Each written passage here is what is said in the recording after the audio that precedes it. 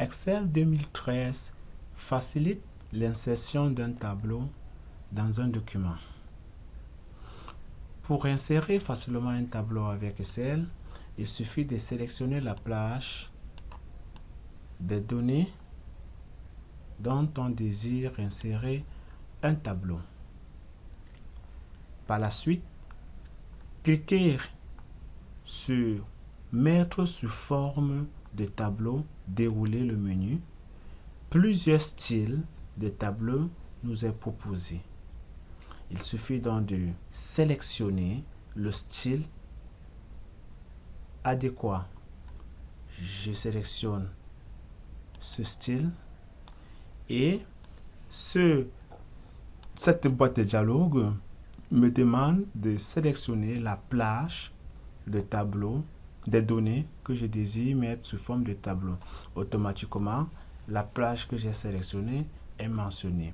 Mais je peux solliciter, n'est-ce pas, renseigner une autre plage. Par exemple, je désire renseigner la plage de données hormis la colonne matricule. Pour ce faire, je sélectionne tout simplement les données hormis la colonne matricule.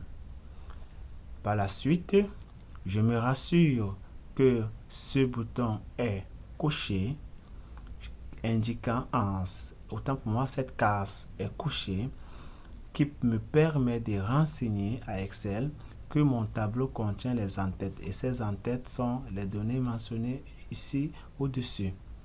Puisque tout est prêt, je clique sur OK pour voir apparaître automatiquement mon tableau. Mon tableau a été inséré. Bien.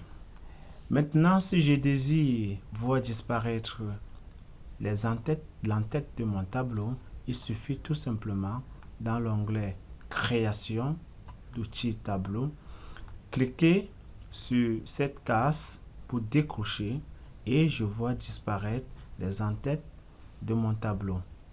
Je peux les voir réapparaître en cliquant dessus.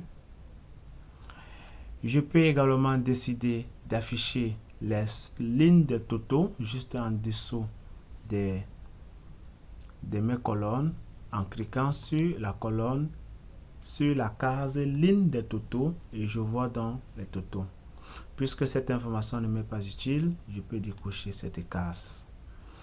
Bien, on observe également que les lignes sont colorées de manière alternative. Bien, je peux donc décider de rendre la coloration uniforme en décochant la case intitulée ligne à bande. Dès que je clique dessus, il y a une uniformité de couleur.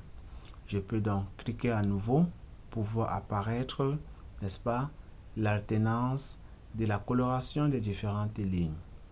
Je peux également décider plutôt de rendre mes colonnes colorées de manière alternative. Cette fois, je clique sur colonne à bande. Après avoir coché la case colonne à bande, nous observons que les colonnes sont colorées de manière alternative. Je peux également décider que les boutons de filtre, c'est-à-dire ces boutons sur l'entête, disparaissent ou apparaissent en cliquant tout simplement sur bouton de filtre.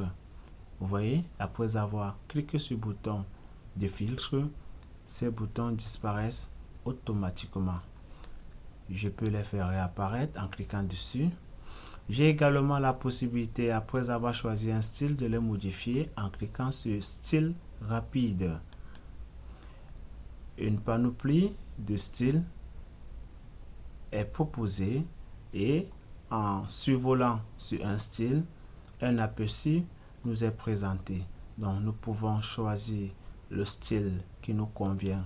À nouveau, je choisis ce nouveau style. Bien. Et j'ai donc mon tableau avec un nouveau style. Et je peux également décider de retirer ce tableau, c'est-à-dire de convertir ce tableau en plage normale. C'est-à-dire mettre mes données comme initialement. Pour ce faire, je dois tout simplement cliquer sur Convertir en plage. Je fais donc un clic dessus. Une boîte de dialogue me pose la question de savoir si je désire convertir le tableau en plage normale. Je clique donc oui pour accepter et je constate que mes données sont sous une forme normale.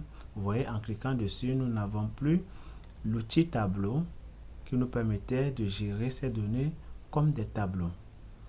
Nous venons donc de voir comment mettre facilement des données sous forme de tableau avec Excel 2013.